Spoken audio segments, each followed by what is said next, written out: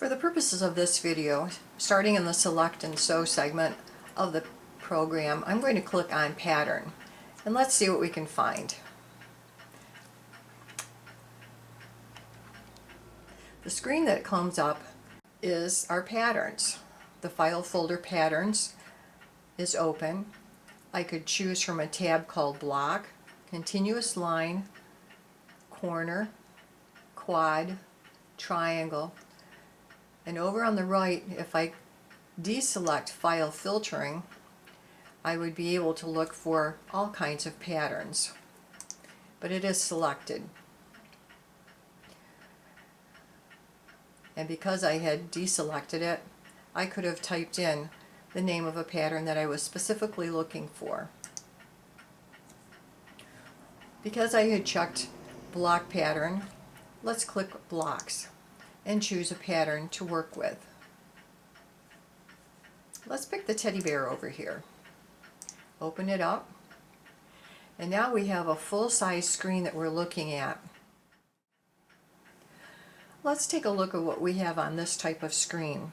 In the top left, we have a toolbar with various selections. The X, of course, we know will back us out of the screen. We have a Save button, a Select Pattern button, Settings button, Show Trim button, which is selected, an Optimize button, and a Reverse button, and then there's a Lock button there as well. On the right hand side, which there's really nothing there right now, but at some times we would see an instruction pane here telling us what we could do. The area down here where we see our teddy bear is called the Preview area. This is a visual display of the pattern that we have currently chosen. It shows us whether it is inside of our safe area or not. The red line around the outside of this defines our safe area. So we know that our teddy bear is well inside of our safe area. Down at the bottom left, there's an information box here. This one says 2 points dash center. That's because I was working on a pantograph previous to this. For the teddy bear, we would need to change that information. There's an action button in the middle. And then on the right hand side, we have several buttons here which include a toolbox. Let's take a look at the toolbox. When we open the toolbox up, we see that we can release the carriage here. We can take a single stitch, we can reset the safe area, and we can move our carriage to the start point. And that would be if we were quilting out what we're going to do right now. And then on the bottom right hand side, there's a settings pane. This is very similar to the settings button that we have in the top left hand corner called Settings. Let's click on the Settings button and see what that offers. You will need to become familiar with the Settings button because it can do a lot of different things for you. Offers you a wide variety of settings for how your machine will work when you're beginning to stitch, when you're ending your stitching, how far inside or outside of your pattern margins you want your design to stitch, and so on. Let's take a look at the screen. Up here on the left hand side it says sewing speed.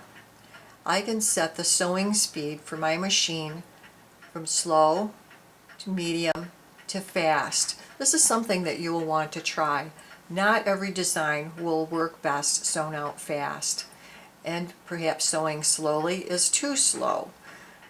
You may want to start out trying the medium speed. This is one of those things that you will need to try, and it may vary from pattern to pattern that are in the program or pattern to pattern that you may purchase online.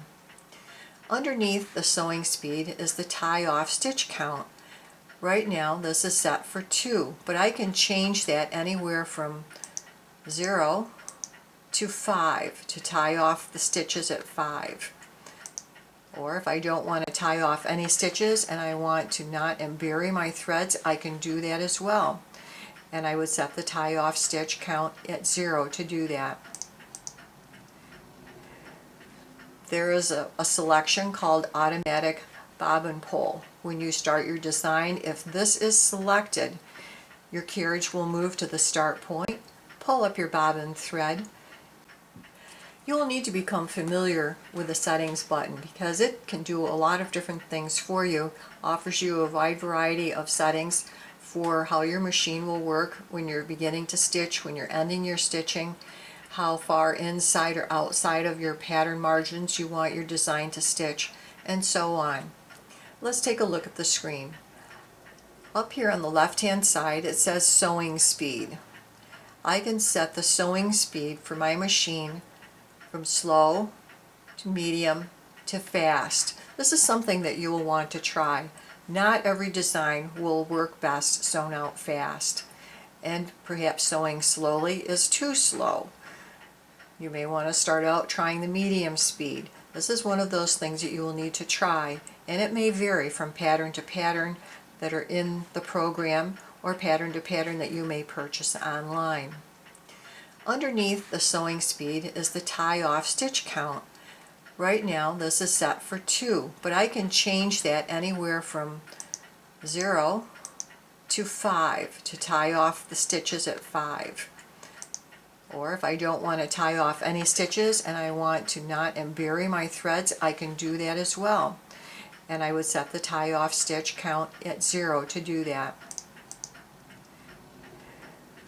There is a selection called automatic bobbin pull. When you start your design, if this is selected, your carriage will move to the start point, pull up your bobbin thread, and have it there for you so that you can start your stitching.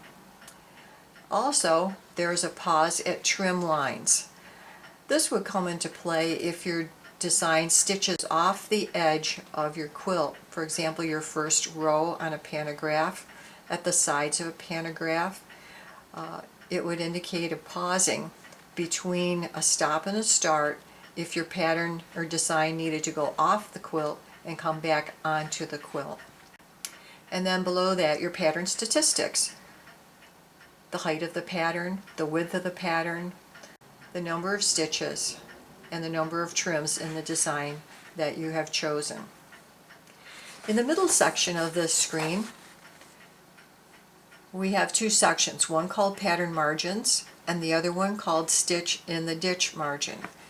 Now back on our previous screen, and you can see it just below this pane right here, down here, there is pattern that you can stitch out, or I could click on ditch.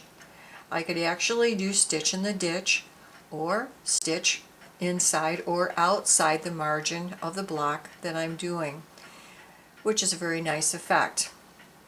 Going back to the pattern margins, let's say that our design is set up to go all the way out to the corners and the margins of our block, but we don't want our design to go out quite that far. Rather than trying to figure out how far to bring it in when you're setting it up, you can easily change that by clicking on the plus or the minus to bring your pattern in or outside of that margin right there. The same is true if we had selected down here ditch stitching. I would be able to indicate whether I want ditch stitching in the ditch exactly, or whether I wanted straight line stitching just outside or inside the margin of our block. On the right hand side of this pane are placement methods. Right now, the placement method that has been selected is 2 points, because before I started this video I was working on a pantograph. For a block stitching, I probably wouldn't choose either of these, the 1 point selection or the 2 point selection. I would choose block. If I had a tilted block, I could use the tilted block arrangement for placement. I could use 4 points. If I have an odd shaped block like a hexagon, I can choose a multi-point, or if it's an inset triangle or a triangle portion of a block that I want to do a special design in, I can indicate that as well. Now you notice until I went to the block selections, my pattern margins and my stitch in the ditch margins were grayed out and I was not able to change those. So choosing the block method, let's choose the 4-point method here. Going back over here to pattern margins, I would be able to plus or the minus button. It will change by 1/8 of an inch. The same is true with stitch in the ditch. Let's say that I want to stitch just outside of the margin. I would click a positive and it would go 1/8 of an inch with one click. If I wanted 1/4 of an inch away from the edge of my block, I click it again. You can change this in increments of 1/8 of an inch all the way from 1/8 of an inch up to 2 inches. And then just simply clicking reset puts it back to the 0 point. In addition, on this screen there are fill methods that you can use. What to do with the pattern when it is inside of a space. You can center it, you can fit it so that it fits just inside the margins or to the margins of that block, or if it's an odd shaped space you can stretch it to fit inside of the stretch. Now this really works well if you have a triangle and a design in a triangle. It will stretch it to fill the entire space inside that triangle space, and we'll talk about that in another video. So let's go back and select here 4 points right there. Placement method is 4 points and the fill method is center. It's going to be centered in the block. Our stitching speed is set for medium. Our tie off count is at 2. We want it to automatically pull our bobbin thread up. And let's click OK. Now at the bottom of our screen you will notice that something has changed. We went from the 2-point selection to the 4 points centered selection for our design. When we go to stitching this out, I will need to select the 4 corner points of the block to indicate where the design will be sewn. On the right hand side over here, once we go to stitching it out as well, by clicking on the pull bobbin tab down here, the carriage will automatically move to the point to pull up the bobbin thread.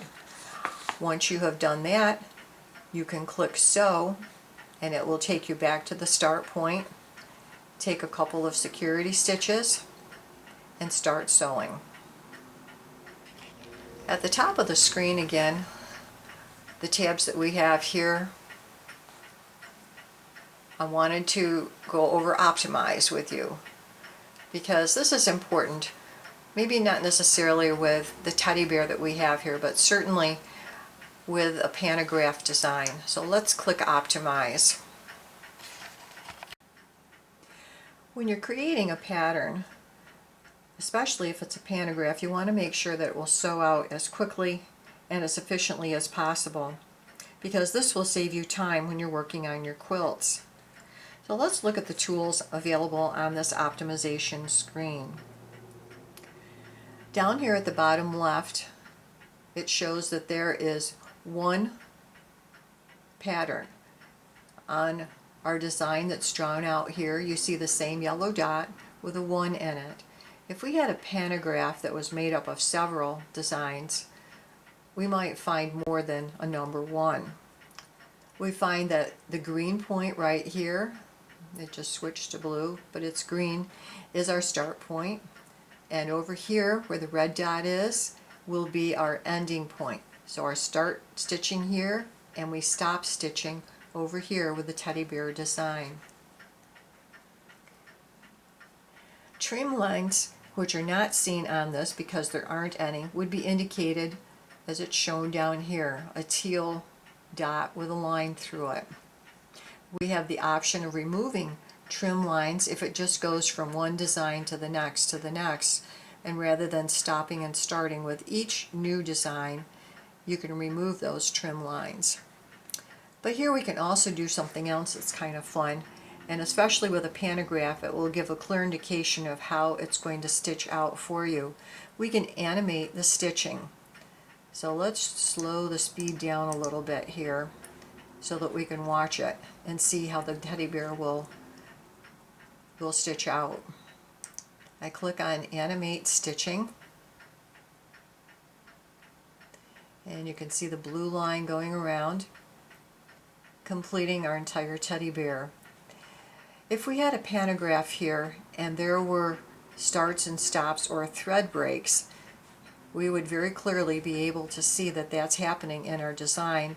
It gives us an opportunity without stitching it out to go back and fix those things so that when we do stitch it out, we don't run into those issues. Well, our teddy bear is okay here, so we'll click OK.